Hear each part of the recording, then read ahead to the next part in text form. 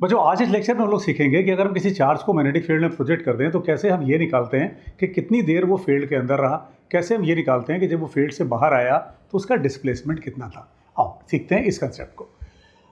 Suppose अपने पास ये कोई स्पेस है जिसके अंदर मैग्नेटिक फील्ड है जो कि क्रॉस नेचर का है, यानी इन्वर्ट द प्लेन है, और हमने एक चार्ज को प्रोजेक्ट किया क्यू एम और 60 डिग्री एंगल बनाते हुए। बट आपने को करना क्या है, हमें ये निकालना है कि ये चार्ज कितनी देर तक इस फील्ड के अंदर रहा और फिर जब ये बाहर आया तो इसने कितने का डिस्प्लेसमेंट लिया था। क्या कॉन्सेप्ट होता है बेटा ऐसे क्वेश्चंस का।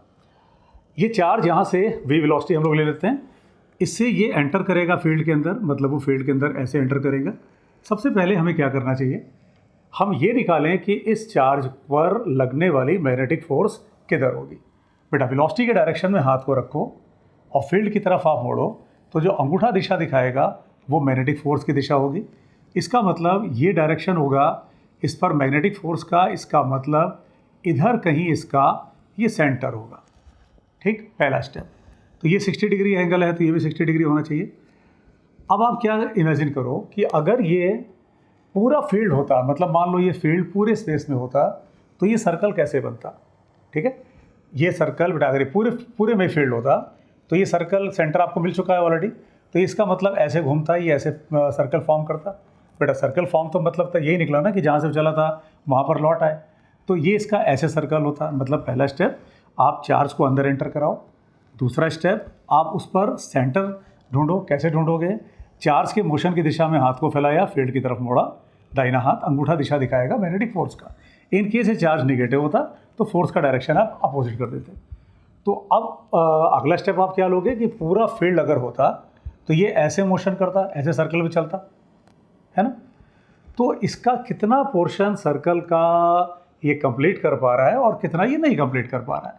तो होगा ये कि ये यहाँ से कुछ ऐसे चलते हुए और फिर ये जो बाकी वाला पोर्शन है इसका कुछ ऐसे मान लेते हैं हम लोग, तो ये ऐसे कुछ बन रहा है। मतलब सेंटर यहाँ पे ले लेते हैं आगे। इसका मतलब इसने कुछ पोर्शन तो अपना अंदर कंप्लीट किया है, लेकिन कुछ पोर्शन ऐसा है जो कंप्लीट नहीं हो पाएगा क्योंकि वहाँ पे फील्ड मौजूद नहीं है, फील्ड खाली इतने के अंदर मौजूद है। अब यहाँ पे बेटा अपने पास दो क्वेश्चंस हैं कि ये कितनी देर तक फील्ड में रहा, ये कैसे निकले, और जब ये बाहर आया तो ये कितने का डिस्प्लेसमेंट लेके बाहर आया। ठीक है, ये कैसे निकाला जाए। अब बेटा अगर ये एंगल 60 डिग्री है तो ये चूँकि रेडियल लाइन है और ये वेलोसिटी वेक्टर है, इनके बीच का एंगल 90 डिग्री होना चाहिए। इसका मतलब इस एंगल को 30 डिग्री होना चाहिए। सेंटर से जब तक ये सर्कल पर है, भले ही वो सर्कल पूरा करे या ना करे, तो वो तो रेडियस के बराबर होगा। सेंटर से जो दूरी होगी वो रेडियस के बराबर होगी हमेशा ही। तो ये इसका मतलब ये हुआ कि ये दोनों साइड्स अगर इक्वल हैं तो ये एंगल 30 डिग्री, तो बेटा इसका मतलब ये एंगल भी 30 डिग्री होना चाहिए, आइसोसेलेस एंगल। और ये अगर दोनों 30 हैं तो इसका मतलब इस एंगल को 120 डिग्री होना चाहिए। अब अगर ये कंप्लीट सर्कल घूमता तो इसका जो टाइम पीरियड होता वो होता 2 पाई m अपॉन क्यूबिक। बेटा अगर कंप्लीट सर्कल घूमता तो आप ये चेक करो कि इसने इस सर्कल का कितना पोर्शन घूमा है, 120 डिग्री। बेटा 360 डिग्री अगर पूरा घूमता तो टाइम पीरियड लगता t लगता, अगर 120 डिग्री है तो उसका 1/3। इसका मतलब एक आंसर तो अपने को मिल गया कि ये कितनी देर तक फील्ड के अंदर रहेगा, t/3, या कह लो आप 2 पाई m/3 क्यूब। ये अपने एक क्वेश्चन का आंसर मिल गया कि कितनी देर तक ये फील्ड के अंदर रहेगा। फिर क्वेश्चन अगर आपसे ये भी मांगना चाह रहा है कि आप डिस्प्लेसमेंट बताओ कि ये चार्ज जब यहाँ से बाहर आया, फील्ड से बाहर आया, तो इसका डिस्प्लेसमेंट कितने का था, वो आप कैसे निकाल लोगे। इसको अगर आप d नाम दे दो, यहाँ से लेके इस जगह तक को d नाम दे दो, तो आप साइन रूल अप्लाई करो तो d upon sine 120 should be equal to r upon sine 30। तो बेटा d अपने पास आ जाएगा क्या, साइन 120 इज √3/2, साइन 30 1/2, काट दो तो d इक्वल टू r√3। और आपको ये पता है कि अगर पार्टिकल फील्ड में चल रहा है, मैग्नेटिक फील्ड में सर्कुलर पाथ पे घूम रहा है, तो बेटा उसका रेडियस mv अपॉन क्यूब। तो इस तरह से आप इसका डिस्प्लेसमेंट भी निकाल सकते हो और कितनी देर तक ये फील्ड के अंदर रहा आप ये भी निकाल सकते हो। बेटा एक बार इसके अच्छे से प्रैक्टिस कर लो।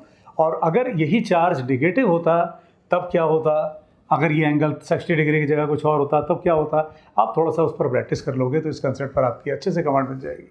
कई बार इस कंसेप्ट पर क्वेश्चन पूछा जा चुका है, ठीक है। तो बेटा इसी तरह से कई कंसेप्ट्स इस चैनल पर लोड हैं, आप चेक कर सकते हो, इंपॉर्टेंट कॉन्सेप्ट सीरीज़ नाम से। उसमें कई ऐसे छोटे छोटे कंसेप्ट्स को उसमें लोड किया जा रहा है, ठीक है। प्लस इस चैनल पर आपको कई आपके काम की चीज़ें, कई आपके पढ़ने की चीज़ें मिल सकती हैं। बेटा फिज़िक्स को आपको और इम्प्रूव करना है और अच्छा करना है, फिज़िक्स मूनशॉट ऐप को डाउनलोड कर लो। उसमें आपको पूरे जहाँ भी आप जिस भी कोचिंग में पढ़ रहे हैं, through out India, offline online कहीं भी, तो आपने जिस चैप्टर को अपनी कोचिंग में पढ़ लिया, आप बेटा उसका फ्री ऑफ कॉस्ट टेस्ट दे सकते हो। उसमें कहाँ मिलेगा वो, जब आप चैप्टर डाउनलोड कर लोगे तो उसमें फ्री मटेरियल है और उसी में जाके आपको फ्री टेस्ट मिल जाएगा। पूरा चैप्टर वाइज टेस्ट है, उसमें आप टेस्ट दे सकते हो, उसकी पूरी एनालिसिस देख सकते हो, सॉल्यूशन देख सकते हो। उस ऐप पर आप अपने डाउट्स पूछ सकते हो।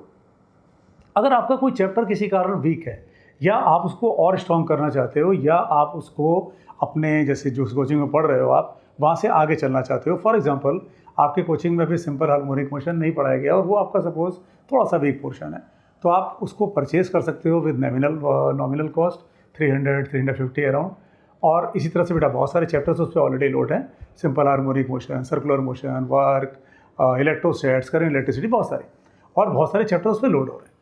तो उसको आप परचेज़ करके उस चैप्टर को अच्छे से तैयार कर सकते हो। उसमें बिल्कुल प्लान्ड वे में है कि पहले आपने ये लेक्चर्स कर लिए तो अब आप इसका ये असाइनमेंट क्वेश्चंस कर लो, असाइनमेंट क्वेश्चंस हैं, एससीवी के क्वेश्चंस हैं, मतलब बिल्कुल प्लान्ड स्ट्रक्चर में है कि आपने एक बार उसको पढ़ लिया, उस पूरे कोर्स को कर लिया, तो फिर आप कहीं से भी क्वेश्चन सॉल्व कर सकते हो। तो बच्चों stay tuned, God bless you.